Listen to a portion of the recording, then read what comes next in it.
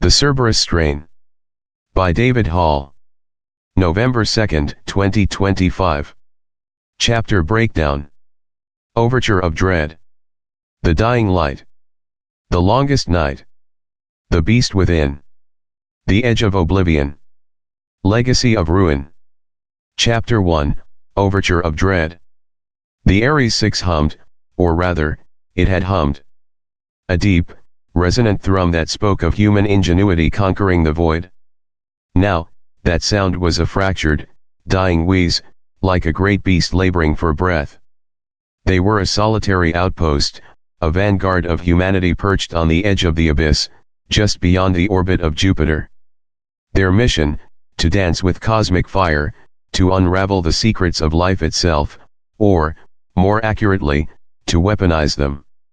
Dr. Eris Thorne, a man whose ambition was only surpassed by his haunted past, stared at the flickering console. Sparks danced across its surface like malevolent fireflies, a testament to the solar storm's fury. It had been a celestial tantrum of unimaginable power, a coronal mass ejection that had swept across the solar system, bathing Ares 6 in a lethal embrace of radiation and electromagnetic chaos. Report. Thorne's voice cracked through the semi-darkness, the emergency lights painting his gaunt face in strobing shades of red and black. Power grid slagged, sir, came the reply, distorted and crackling, from Jax, the chief engineer. He was a mountain of a man, usually unflappable, now his voice betrayed a tremor of fear. Primary and secondary backups are offline. We're running on fumes here. Thorne cursed, a guttural sound swallowed by the groaning of the station. The Cerberus project, their top-secret endeavor, was now a caged beast in a failing zoo. The pathogen, a marvel of bioengineering designed for maximum lethality, was housed in a Level 5 containment unit, a vault of reinforced steel and redundant fail-safes. But fail-safes, Thorne knew, were only as good as the power that sustained them. Containment status, he barked, turning to Lena Petrova, the lead microbiologist. She was a study in contrasts, brilliant and driven, yet haunted by a past she rarely spoke of. Lena's face was pale, illuminated by the eerie glow of her tablet. Units holding, for now. But the environmental seals are compromised. We're losing pressure in Sector 7. A collective gasp filled the room. Sector 7 housed the Cerberus. Then, the lights flickered violently, plunging them into near-total darkness. A chorus of alarms wailed, a symphony of impending doom. What the hell was that? Thorne roared over the cacophony. Before anyone could answer, a piercing shriek echoed from the lab section, followed by a sickening crunch. It was a sound that defied explanation, a sound that spoke of agony and something else. Something utterly alien. Fear, raw and primal, gripped them. They were no longer scientists, no longer soldiers. They were prey. Thorne grabbed a heavy-duty emergency torch, its beam cutting a swathe through the darkness. Lena followed close behind, her hand hovering over a sidearm. Marcus Cole, the security officer, brought up the rear, his pulse rifle held at the ready. Their footsteps echoed in the unnatural silence that followed the shriek, a silence more terrifying than any noise. The lab was a scene from a nightmare. Shattered vials littered the floor, their contents now an invisible, insidious threat. The air carried a faint, metallic tang, the scent of spilled death. Dr. Ben Carter lay twisted at an impossible angle, his neck snapped like a twig. His eyes bulged, frozen in a mask of terror. But it was what was above him that stole their breath. Dr. Anya Sharma clung to the ceiling, her limbs elongated and contorted, her fingers tipped with razor-sharp claws. Her mouth was stretched into a silent, horrifying rictus, a grotesque parody of a smile. Her eyes glowed with an unnatural luminescence, burning with a hunger that defied human comprehension. Marcus fired his pulse rifle. The rounds tore through Anya's mutated flesh, and she plummeted to the floor with a wet thud. But even as she fell, her limbs twitched, her unnatural eyes still fixed on them, tracking their every move. "Sweet Jesus," Lena whispered, her hand clamped over her mouth. "The Cerberus," Thorn said, his voice a low growl. "It's airborne. The vials, they must have ruptured during the power surge." The implications were staggering. The life support system. It recycled the air. They were breathing it in. A guttural growl echoed from the shadows at the end of the corridor.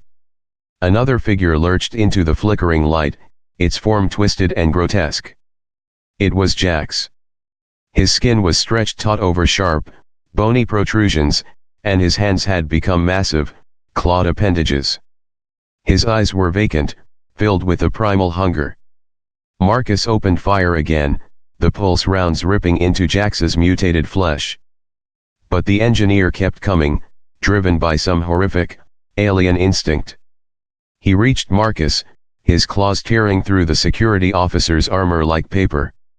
Marcus screamed, a short, choked sound before he fell silent, his lifeblood staining the white floor crimson. Thorn and Lena scrambled back, their torches casting wild beams in the growing darkness. They were trapped. The air they breathed was their enemy, and their dead were returning as something monstrous. Chapter 2, The Dying Light. They retreated in disarray, the echoing growls of the mutated crew nipping at their heels. Thorn, his mind reeling, knew they had to find some semblance of order, some desperate strategy for survival. They found temporary respite in the command deck, barricading the door with a heavy console table, their movements clumsy and panicked. "We have to get to the escape pods," Lena gasped, her voice trembling, her face slick with sweat. Thorn shook his head, the harsh reality of their situation crashing down upon him. "Power's down, Lena. The launch sequence is automated. No power, no launch."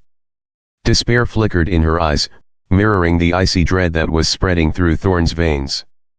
They were adrift, millions of miles from Earth, their sanctuary transformed into a charnel house. The silence in the command deck was profound, broken only by their ragged breathing and the occasional crackle of static from the dead comms.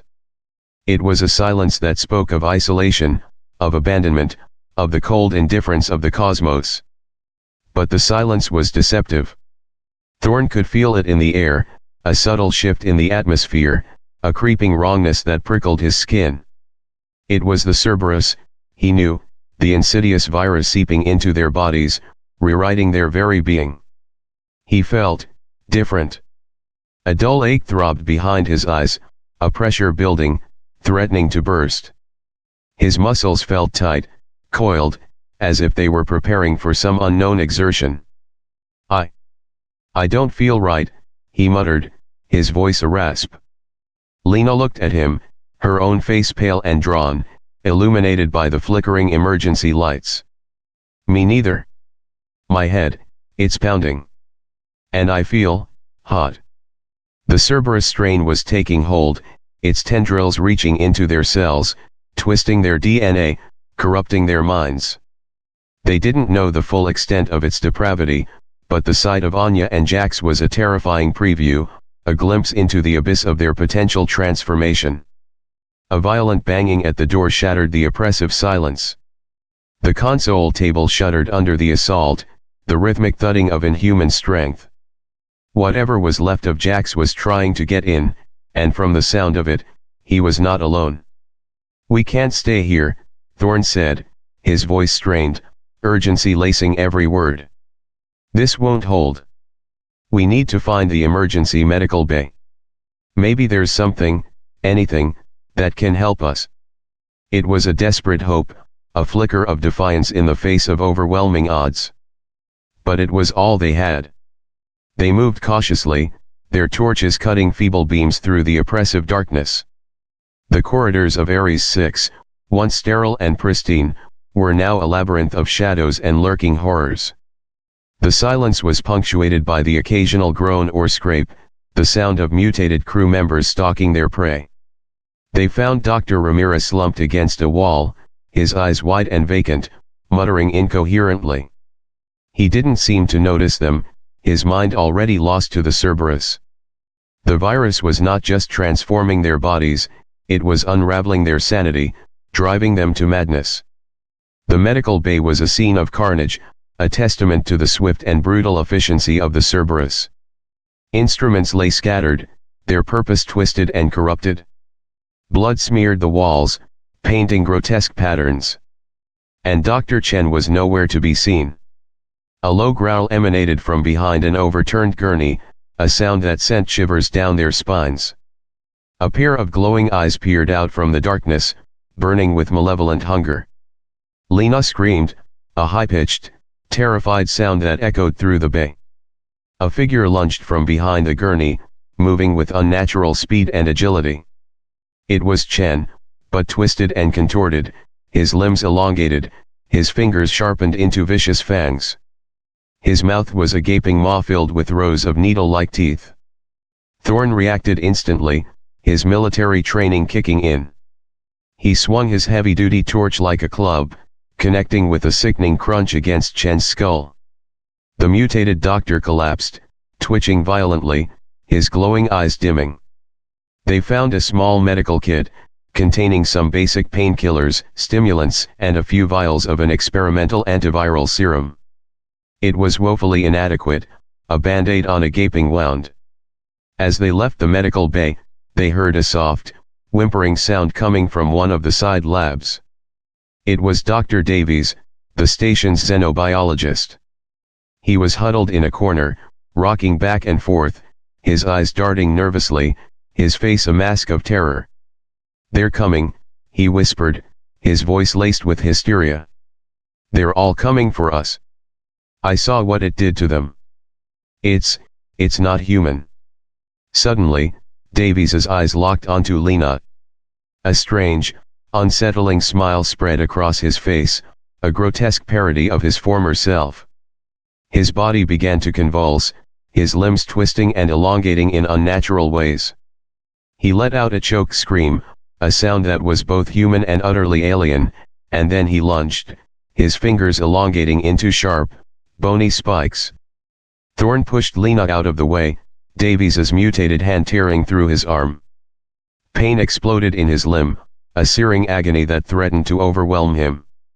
Lena screamed again and struck Davies with the medical kit, a desperate, futile gesture.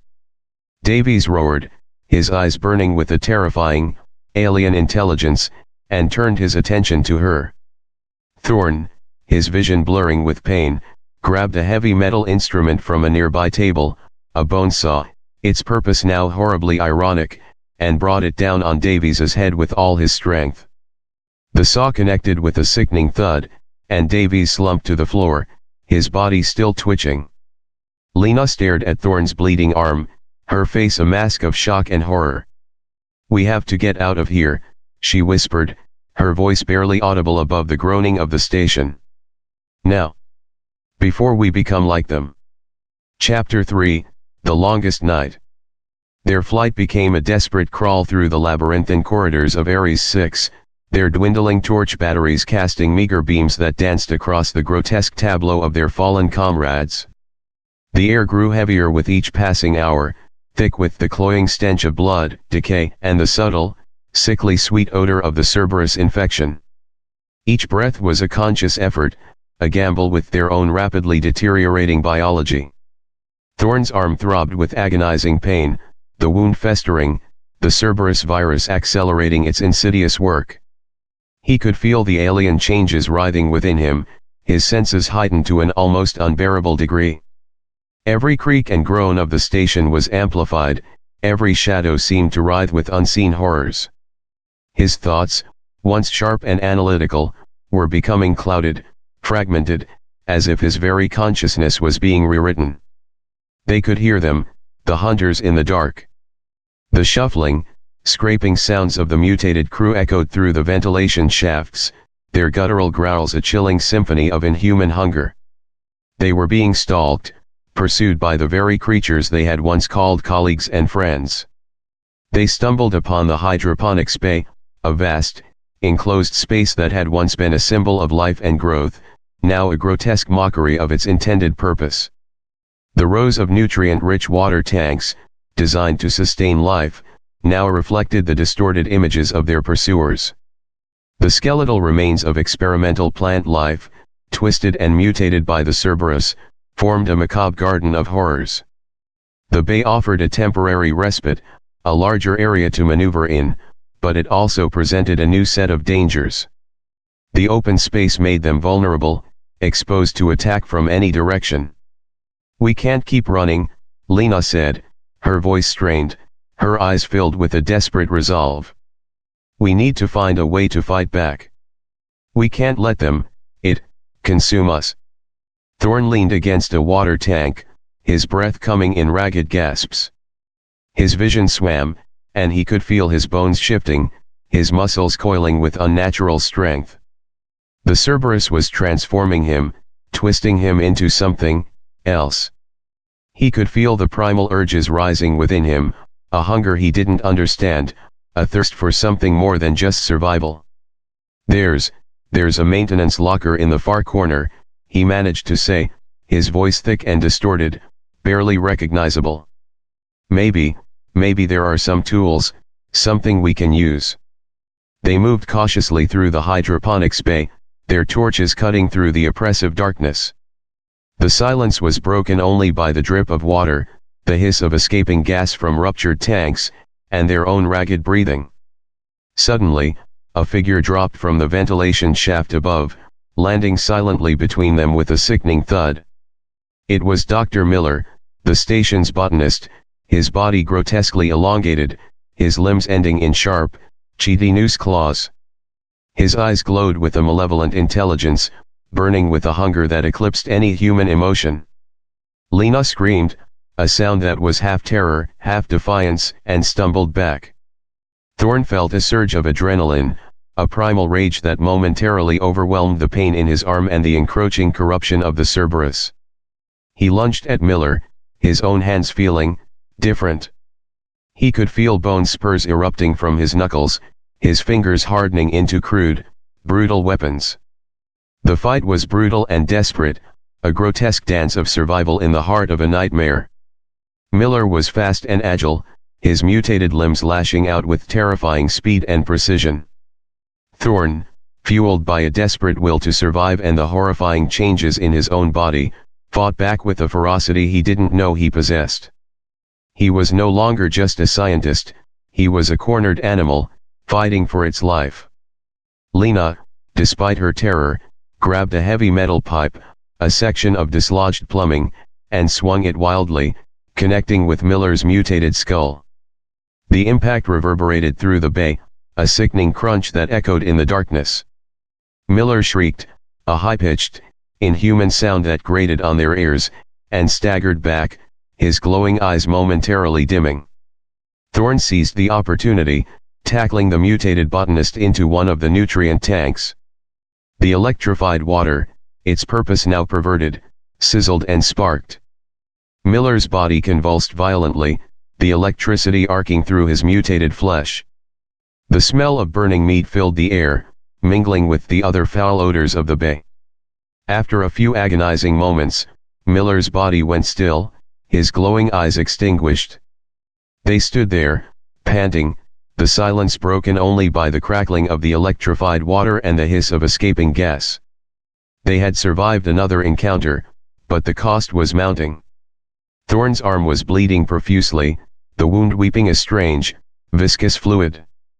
The transformation within him was accelerating, his senses becoming sharper, more animalistic.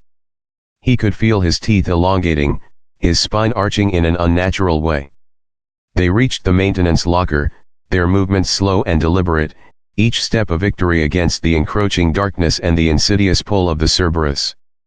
Inside, they found a meager arsenal of basic tools, a crowbar, a wrench, a heavy-duty cutting torch, and a battered fire axe. It wasn't much, but it was better than nothing, a sliver of hope in the face of overwhelming despair. As they were about to leave the locker, a low growl echoed from the shadows, a sound that promised pain and death. Two more figures emerged from the darkness, their forms twisted and contorted, their eyes burning with the same malevolent hunger. It was Dr. Lee and Dr. Singh, their faces now grotesque masks of inhumanity. They were cornered, trapped in a metal cage with monsters. Thorn looked at Lena, his eyes filled with a grim determination that belied the terror gnawing at his insides. "We fight," he growled, his voice barely recognizable, a guttural rasp that seemed to emanate from some deep, primal part of himself. "We fight until the end. We don't let them take us." Chapter 4, The Beast Within.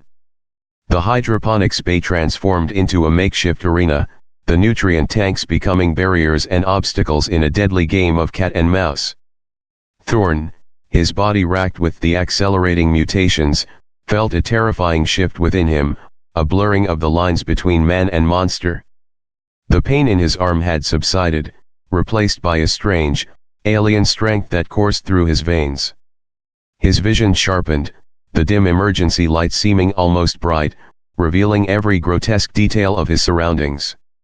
He could smell the metallic tang of blood, the stale, recycled air of the station, and something else, the raw, animalistic scent of the mutated crew, a scent that both repulsed and intrigued him. Lee lunged first, his elongated limbs flailing with surprising speed and agility. Thorn reacted with a speed he didn't know he possessed, sidestepping the attack and slamming the heavy wrench into Lee's mutated face. Bone crunched, and Lee staggered back, his glowing eyes momentarily dimming, but the light quickly returned, burning with renewed intensity. Singh attacked from the side, his fingers now wickedly sharp claws, leaving deep gouges in the metal of the nutrient tanks as he scrambled towards them. Lena screamed and swung the metal pipe, catching Singh across the chest. The mutated doctor roared in pain, a sound that was both human and utterly alien, and turned his attention to her, his glowing eyes fixed on her with predatory hunger. Thorn, his teeth now elongated and pointed, felt a surge of primal protectiveness towards Lena, a flicker of his former humanity battling against the rising tide of the Cerberus infection. He roared, a guttural sound that echoed through the bay, shaking the very foundations of the station, and launched himself at Singh, tackling him to the ground with brutal force. He felt his own fingernails lengthen, becoming crude, brutal weapons, tearing through Singh's mutated flesh with sickening ease.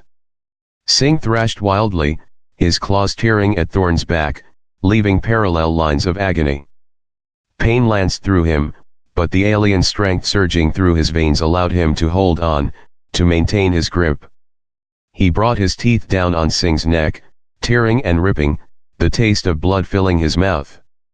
It was a raw, sickening sensation, a violation of everything he had ever known, yet it also felt, strangely satisfying, a dark and forbidden pleasure.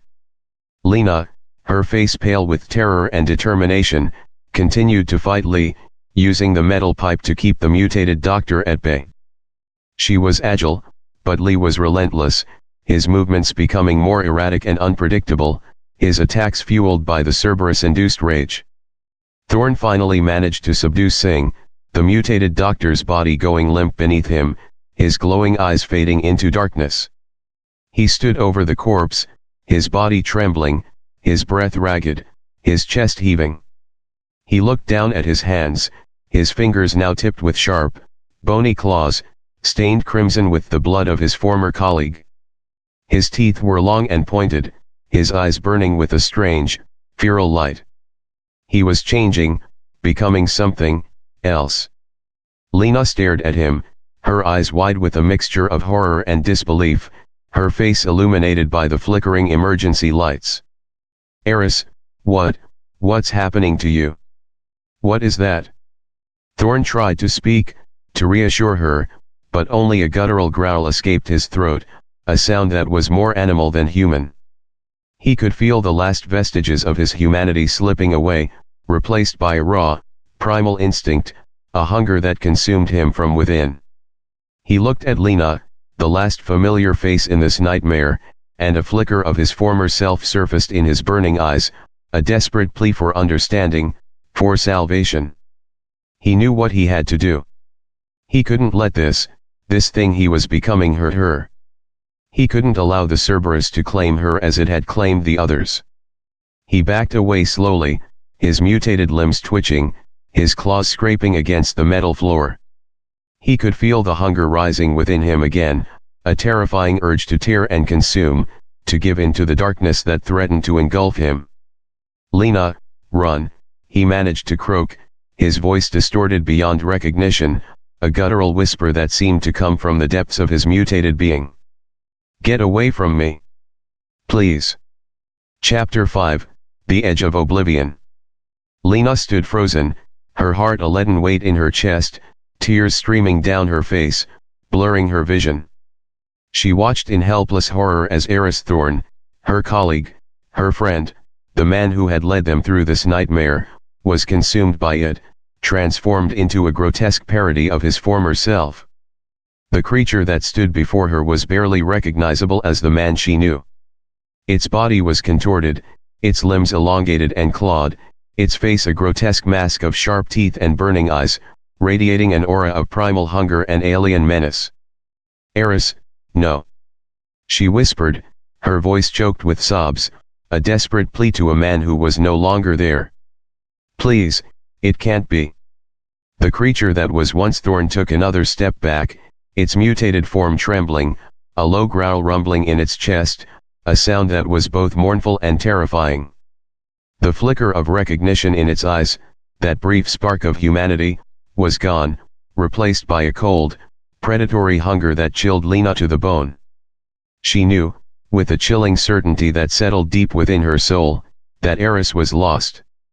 The Cerberus strain had taken him completely, leaving behind only a monster, a creature driven by instincts and urges that were utterly alien. A wave of despair washed over her, threatening to drown her in its icy depths. She was alone, the last survivor of a doomed expedition, trapped on a dying station with creatures that were once human. She turned and fled, stumbling through the darkened hydroponics bay, the creature's guttural roars echoing behind her, a constant reminder of the horror that pursued her. She had to find a way out, any way out, a desperate hope for survival in a situation that seemed utterly hopeless. But deep down, she knew it was futile. The Ares 6 was a tomb, and she was one of the last to be interred. She reached the command deck, the barricaded door now splintered and broken, a testament to the creature's relentless pursuit. The mutated Jax lay slumped inside, lifeless, his body contorted and broken. The flickering emergency lights cast long, distorted shadows, turning the once familiar room into a grotesque chamber of horrors. She was utterly alone. Despair washed over her, cold and suffocating, threatening to extinguish the last flicker of hope within her. She sank to her knees, the cold metal floor pressing against her, the weight of her grief and terror crushing her. The air was thick with the stench of blood and decay, the metallic tang of death mingling with the sickly sweet odor of the Cerberus infection. She could hear the creature that was once Thorn getting closer, its heavy footsteps echoing through the deserted corridors, its guttural roars growing louder with each passing moment. There was nowhere left to run, nowhere left to hide. Her sanctuary had become her prison, her hope turned to ashes. A small comfort console flickered erratically on a nearby panel, a faint beacon in the encroaching darkness. With trembling hands, Lena activated it, her fingers clumsy and unresponsive. A distorted image of Earth flickered onto the screen, a distant blue marble suspended in the vast emptiness of space. Home. A place she would never see again. A place that now seemed like a distant dream, a memory fading with each passing moment. She closed her eyes, a single tear tracing a path through the grime on her cheek. She thought of her family, her friends, the life that was now lost forever. The faces of her loved ones flashed through her mind, their smiles, their voices, their touch. All gone, all lost to the cold indifference of space and the horrors unleashed by human ambition.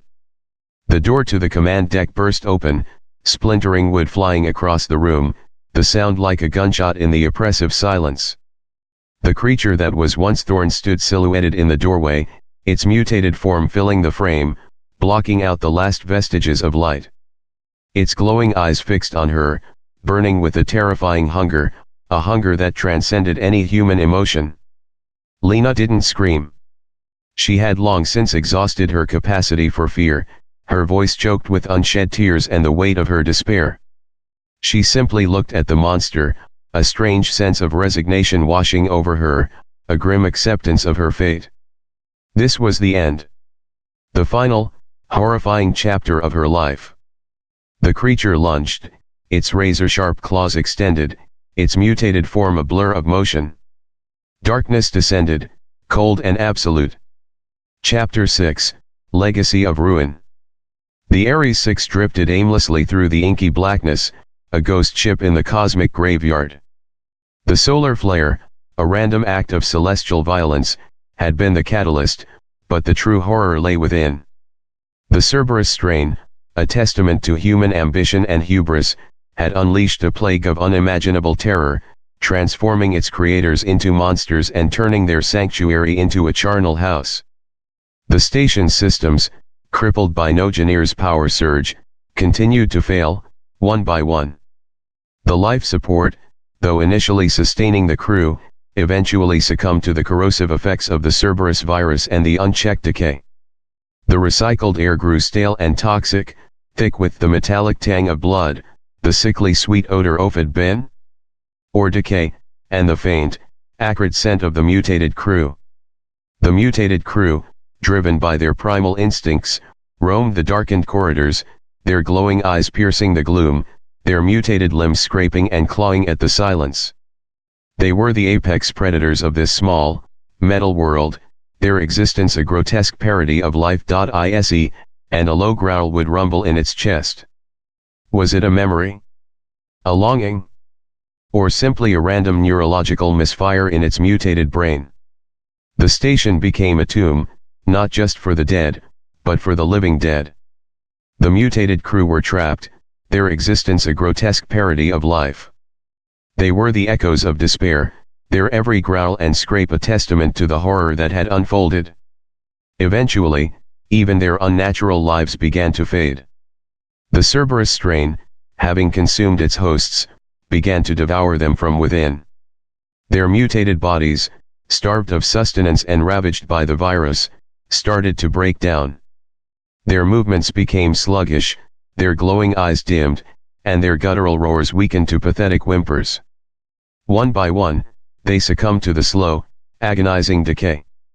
The station, once a symbol of human ingenuity, became their final resting place, their mutated corpses scattered throughout its darkened corridors, a macabre tableau of scientific ambition gone horribly wrong. The creature that was once Thorn was the last to fall.